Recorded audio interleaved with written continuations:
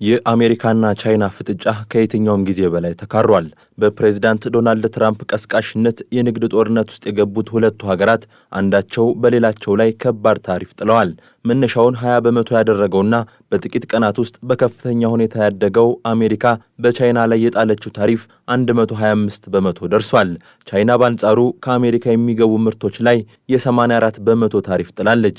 ጉዳዩን ይበልጥ አስገራሚ የሚያደርገው ደግሞ ዶናልድ ትራምፕ ከቻይና ውጭ በሌሎች ሀገራት ላይ ጥለውት የነበረው ታሪፍ ለቀጣዮቹ 90 ቀናት ተግባራዊ እንዳይሆን ማገዳቸው ሲሆን በሌሎች ሀገራት ምርቶች ላይ የሚከፈለው ታሪፍም 10 በመቶ ብቻ ሆኗል። ይህ ጉዳይ የሁለቱን ሀገራት ጦርነት አጥዞታል። የአሜሪካ አካሄድ ሕግን የተከተለ አይደለም ያለው የቻይና ንግድ ሚኒስቴር ደግሞ በጉዳዩ ዙሪያ ለዓለም ንግድ ድርጅት አቤት ማለቱን አስታውቋል። አሜሪካ ይህ ድርጅቱን ሕግ ጥሳለች የሚለው ሚኒስቴሩ ቻይና በዓለም የኢኮኖሚ ስርዓት ውስጥ ያላትን መብት ለማስከበር የማትፈነቅለው ድንጋይ እንደሌለም ነው የተናገረው። በፎሬን ፖሊሲ ላይ በጉዳዩ ዙሪያ ያላቸውን ትንተና ያስቀመጡት ተንታኙ ክሪግ ፌሎው ፕሬዚዳንት ትራምፕ በተከታታይ የጣሉ ያሉት ታሪፍ ቻይናን አማራጭ ለማሳጣት ያለመ ስለመሆኑ ጠቁመዋል። ይህ አካሄድ ቻይናን ወደ ድርድር ለማምጣት ያለመም አይደለም ሲሉ የሚሞግቱት ተንታኙ ትራምፕ ይህን አካሄድ ራሱን እንደቻለ ስትራቴጂ እየተጠቀሙበት ነው ብለዋል። በእርግጥም ትራምፕ አሜሪካ አለባት የሚሉትን የንግድ ጉድለት ለመሙላት የማይፈነቅሉት ድንጋይ እንደሌለ ነው በተደጋጋሚ የሚናገሩት። በፈረንጆቹ የ2024 የበጀት ዓመት 1.2 ትሪሊዮን ዶላር የሚደርስ የንግድ ጉድለት እንደነበረባት የምትገልጸው አሜሪካ ከዚህ ጉድለት መካከል 25 በመቶ የሚደርሰው ወይም 295 ቢሊዮን ዶላሩ ከቻይና ጋር ባለ የንግድ ግንኙነት የመጣ ስለመሆኑ ትገልጻለች።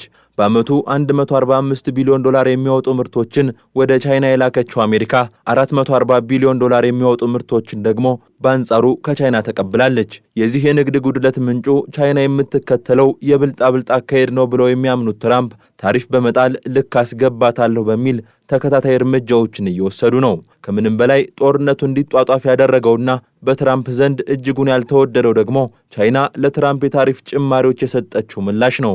ትራምፕ ባነሳሳቸው ሁሉንም ሀገራት በታሪፍ ለመገደብ የቆረጡ ቢመስሉም አሁን ላይ የሌሎች ሀገራትን በትር አላልተው የቻይናን ግን ክፉኛ አጥብቀዋል። ትራምፕና ሺጂንፒንግ ጦርነት ውስጥ መሆናቸው እሙን ነው የሚሉት ክሪግ ፌሎው ታሪፍ ለትራምፕ ዋናው ኢኮኖሚያዊ በትራቸው መሆኑን ይገልጻሉ። ይህንን በትር የዓለምን የንግድ ካርታ በአዲስ መልኩ ለመሳል ጠላት የሚሏቸውን ለመቅጣትና የአሜሪካን የበላይነት ዳግም ለመገንባት ይጠቀሙበታል ሲሉም አወዛጋቢው መሪ ይህ ጉዳይ ለረዥም ጊዜ ያራመዱት አቋማቸው መሆኑን ይገልጻሉ። ምንም እንኳን በትራምፕ የሚጣለውን ታሪፍ የሚከፍሉት አሜሪካ ውስጥ የሚገኙ ገዢዎች ቢሆኑም ላኪ ሀገራትና ኩባንያዎች የሚልኳቸው ሸቀጦች ዋጋ ስለሚያሻቅብ ገዢ አያገኙም።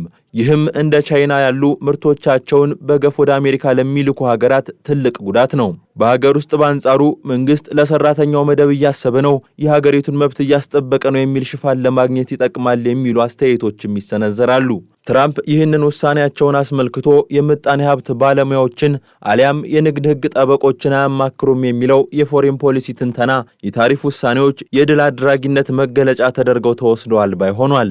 ምንም እንኳን ትራምፕ በሌሎች ሀገራት ላይ የጣሉትና ተግባራዊ የሚደረግበትን ቀን ያራዘሙለት ታሪፍ ሀገራቱን ወደ ንግግር ጠረጴዛ ለመሳብ ያለመ ነው። ይህም እየተሳካ ነው የሚሉ አስተያየቶች ቢኖሩም የቻይና ጉዳይ ግን ከሁሉም የተለየ ሆኗል። ቻይና የትራምፕ አካሄድ ህጋዊውን መስመር የተከተለ አለመሆኑ አልመቻት እንዳለመሙን ነው። ከአሜሪካ ጋር ልነጋገር ብትል እንኳን ትራምፕ በየትኛው ልዑካቸው እንደሚወከሉ አለመታወቁ ፕሬዚዳንት ሺጂንፒንግን ያሳሰበው ጉዳይ ሆኗል። ቻይና ከአሜሪካ ጋር የምታካሄዳቸው ውይይቶች በትራምፕ አንድ ውሳኔ ሊሻሩ ይችላሉ የሚለው ስጋትም በቀዳሚነት የሚነሳ ነው። ምንም እንኳን አሜሪካ በተለያዩ ባለስልጣኖቹ አማካኝነት ንግግር ልታደርግ ብትችልም ፈላጭ ቆራጩ ግን ትራምፕ ናቸው። በሁለቱ ሀገራት መካከል የተፈጠረውን ውጥረት ለማርገብም ሁለቱ መሪዎች ቢነጋገሩ የተሻለ እንደሚሆን ተንታኞች ይጠቁማሉ። ትራምፕም ቢሆኑ የቻይና አቻቸው እንዲደውሉላቸው እየጠበቁ መሆኑን የሚነገረው ፕሬዚዳንት ሺጂንፒንግ ግን እስካሁን ከትራምፕ ጋር ለመነጋገር ፍንጭ አልሰጡም። ይህንን ከግምት ውስጥ ያስገቡት ትንተናዎችም የባሰ ጉዳይ ሊመጣ እንደሚችል አስምረውበታል። ቻይና በዘላቂነት የምትወስዳቸውን እርምጃዎች በመለየት ላይ ስለመሆኗም መረጃዎች አመላክተዋል። በፈረንጆቹ 2030 የሀገር ውስጥ ፍላጎቷን አሁን ካለበት በ30 በመቶ ማሳደግ ማሳደግ በመንግስት እንደ ግብ የተቀመጠ ስለመሆኑም ተሰምቷል። ይህም ተጨማሪ 3 ትሪሊዮን ዶላር የመግዛት አቅም ለመፍጠር ያለመ ስለመሆኑ ተነግሯል። ለዚህም በማህበራዊ ዋስትናና በፋይናንስ አቅርቦት ዘርፍ ማሻሻያዎችን በማድረግ የዜጎችን የመግዛት አቅም ማሻሻል ሁነኛ እርምጃ እንደሚሆን ተጠብቋል። የ2008ቱን የዓለም ኢኮኖሚ ቀውስ እንዲሁም የኮቪድ-19 ወረርሽኝን ለመቋቋም በቻይና በኩል የተወሰዱ እርምጃዎችም ሀገሪቱ ልምድ የቀሰመችባቸው ስለመሆናቸው ይታመናል። የቻይና ኢኮኖሚ በመንግስት ጥብቅ ቁጥጥር ስር ያለ፣ የዋጋ ንረቱም የተረጋጋ መሆኑ ከሀገሪቱ የፖለቲካ ስርዓት ጋር ተዳምሮ መንግስት የሚወስነውን የትኛውንም አይነት ውሳኔ ተግባራዊ ለማድረግ ምቹ ሁኔታዎችን ይፈጥርለታል ተብሎ ተጠብቋል። ይህንኑ ጉዳይ አስመልክቶ ምልከታቸውን ያጋሩት የምጣኔ ሀብት ተንታኟ ሊዚ ሲሊ ቻይና ለንግግር ዝግጁ ልትሆን እንደሚገባ ጠቁመዋል። ቻይናውያን መሪዎች ውጤታማ የሚሆኑት ከትራምፕ ጋር የገቡበትን ጦርነት በተለመደው መንገድ ሊወጡት ከቻሉ ነው። ለዚህም አፍራሽ ያልሆነ አካሄድን ሊከተሉ ይገባል የሚለውም ያሰመሩበት ጉዳይ ሆኗል። ቻይና የገንዘቧን የመግዛት አቅም ከዶላር አንጻር በማዳከም በአሜሪካ የሚወሰድባትን እርምጃ ለመቋቋም ስለማቀዷም ተነግሯል። ከዚህ ባለፈም አማራጭ ገበያዎችን ማፈላለግ የቻይና እርምጃ መሆኑ አይቀሬ ነው። ላቲን አሜሪካ፣ አውሮፓና አፍሪካ ደግሞ የቻይና አይኖች የሚያርፉባቸው አህጉሮች ይሆናሉ።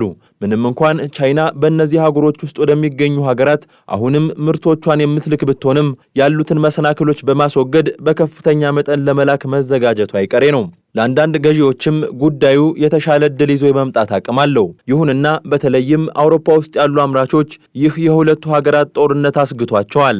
ቻይና ከአውሮፓ ሀገራት አንጻር ምርቶችን በአነስተኛ ወጪ የምታመርት ሀገር ናት። በቻይና ያለው ዝቅተኛ የወለድ መጠንና በዝቅተኛ ክፍያ የሚሰራው የሰው ኃይል ደግሞ አንድን ምርት ለማምረት የሚያስፈልገው ወጪ ዝቅተኛ እንዲሆን ያደረገ ነው። በዚህ አይነት መንገድ የተመረቱ ሸቀጦች ወደ አውሮፓ ገበያ በገፍ ከገቡ በአህጉሪቷ ውስጥ የሚመረቱ ምርቶችን ተወዳዳሪነት ይቀንሳል በሚል የሰጉ ስለመኖራቸውም ዘገባዎች አመላክተዋል። በዚህ ጉዳይ ስጋታቸውን ከገለጹ ወገኖች መካከል ደግሞ የእንግሊዝ ብረት አምራቾች ይገኙበታል። የቻይና የብረት ምርት መዳረሻውን ከአሜሪካ ወደ አውሮፓ የሚያዞር ከሆነ ኪሳራ ሊያጋጥመን ይችላል ብለው የሰጉት እነዚህ ኩባንያዎች ካሁኑ አቤት እያሉ ይገኛሉ። ይህንን ተከትሎም አውሮፓ በቻይና ላይ ሌላ ታሪፍ ልትጥል የምትችልበት ዕድል ስለመኖሩ ተሰምቷል። ይህ ጉዳይ ደግሞ ችግሩን ከድጥ ወደ ማጡ መምራቱ አይቀሬ ነው። የዝሆኖች እርግጫ እንዲሉ ሁለቱ የሀያል ኢኮኖሚ ባለቤቶች የገቡበት ጦርነት ሌሎች ሀገራትን መጉዳቱ ግን የሚቀር አይደለም። ስማርት ስልኮችንና ላፕቶፖችን ጨምሮ በአብዛኛው የኤሌክትሮኒክስ ምርቶችን ወደ አሜሪካ የምትልከው ቻይና በተጣለባት ታሪፍ የተነሳ የራሷ ኩባንያዎች ብቻ ሳይሆኑ እንደ አፕል ያሉ ቻይና ውስጥ የሚሰሩ የአሜሪካ ኩባንያዎችም ተጠቂ ሆነዋል። ይህ ደግሞ በአሜሪካ ላይ ሌላ ጣጣ ይዞ የሚመጣ ነው።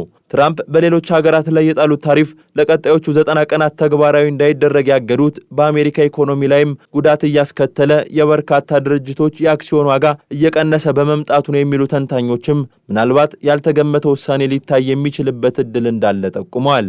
ይህ የሁለቱ ሀገራት ፍጥጫ ግን ከሁለቱ ሀገራት ባለፈ ዓለምን ለጉዳት የዳረገ መሆኑ እጅጉን የታመነበት ጉዳይ ነው።